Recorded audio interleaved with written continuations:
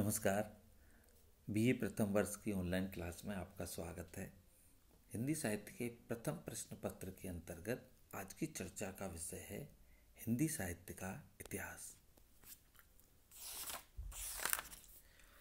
हिंदी साहित्य की परंपरा कब से प्रारंभ हुई? यह प्रश्न अक्सर हमारी जिज्ञासा का कारण बनता है। वस्तुतः इस संबंध में सर्वमान्य मत यही है कि जब से अपभ्रंश भाषा साहित्यिक रचनाओं का माध्यम बनी, तभी से हिंदी भाषा धीरे धीरे साहित्यिक क्षेत्र में प्रविष्ट होती चली गई। यह निश्चित है कि जिस काल में अपभ्रंश साहित्यिक भाषा थी, उस काल में हिंदी जनभाषा थी। इसीलिए हिंदी साहित्य के इतिहासवेत्ताओं ने अपभ्रंश साहित्य को हिंदी साहित्य की पृष्ठभूमि के रूप में स्वीकार किया है। मिश्र बंधुओं ने मिश्र बंधु विनोद में अनेक रचनाओं की चर्चा की है, जबकि चंद्रधर शर्मा गुलेरी अपभ्रंश को पुरानी हिंदी नाम से अभिहित करते हैं। आचार्य रामचंद्र शुक्ल ने वीरगाथा काल का विवेचन करते समय अपभ्रंश रचनाओं को पूर्व पीठिका में प्रमुख रूप से स्थान दिया है।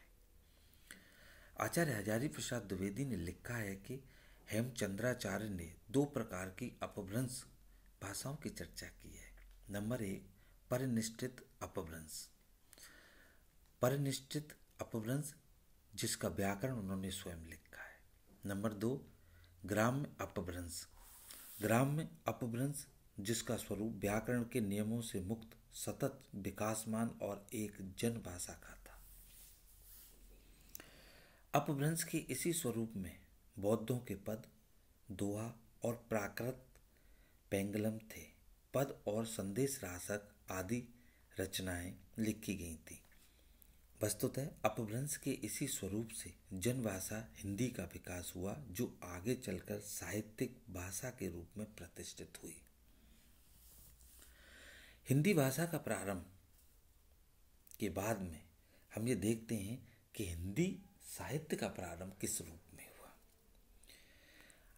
आचार्य रामचंद्र शुक्ल तथा बाबू श्याम सुंदर दास हिंदी साहित्य का आरंभ 11वीं शती से मानते हैं।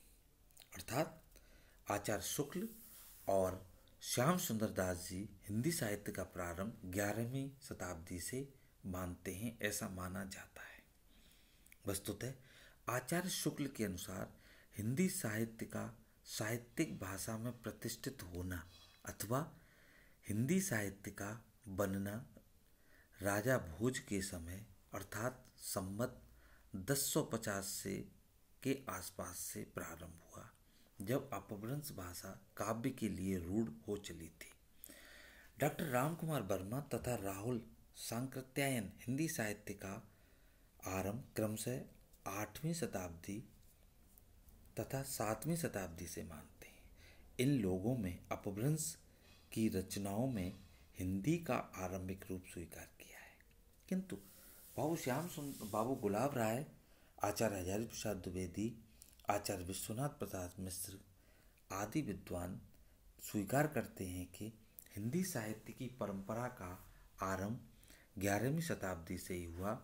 यह आवश्यक है कि परवर्ती अपभ्रंश रचनाओं में हिंदी का स्वरूप स्पष्ट रूप से मिल जाता है, जिनका काल 7वीं-8वीं शताब्दी तक चलता रहा।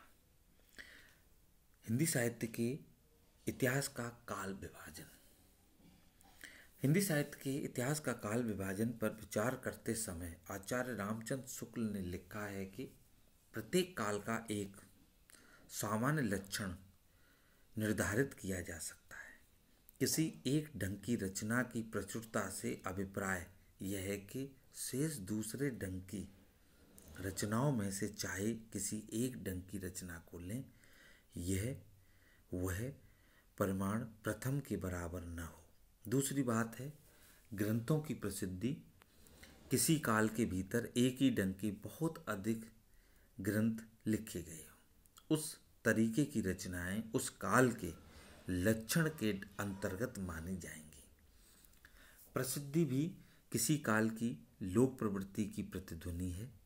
इन दोनों बातों की ओर ध्यान रखकर काल विभाजन का नामकरण किया गया है। अपनी उपर्युक्त मान्यताओं के आलोक में आचार्य रामचंद्र शुक्ल ने हिंदी साहित्य के लगभग 1000 वर्ष के इतिहास को 4 कालों में विभक्त किया है। नंबर 1 आदिकाल, नंबर 2 पूर्व मध्यकाल, नंबर 3 उत्तर मध्यकाल और नंबर 4 आधुनिक काल। आदिकाल, जिसे वीरगाथा काल भी कहा जाता है, जिसका समय है संवत 1050 से लेकर के संवत 1375 तक। पूर्व मध्यकाल, जिसे हम भक्ति काल के नाम से जानते हैं, यह काल संवत 1375 से लेकर संवत 1700 तक माना जाता है। उत्तर मध्यकाल, वस्तुतः इसे हम रीतिकाल के नाम से जानते हैं, इसका समय है संवत 1700 लेकर के संवत 1900 तक। चौथा काल है आधुनिक काल, जिसे हम गद्य काल के नाम से जानते हैं, इसका समय है संवत 1900 से लेकर के आज तक।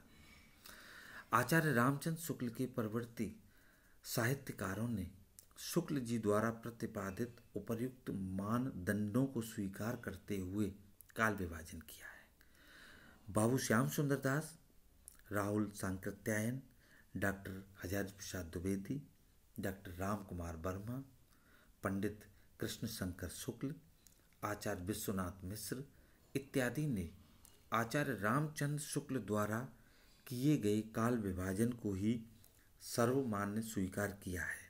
नामकरण तथा काल को लेकर कतिपय मतभेद अवश्य हैं, जिनकी चर्चा हम आगे अन्य शीर्षकों के माध्यम से करेंगे। धन्यवाद।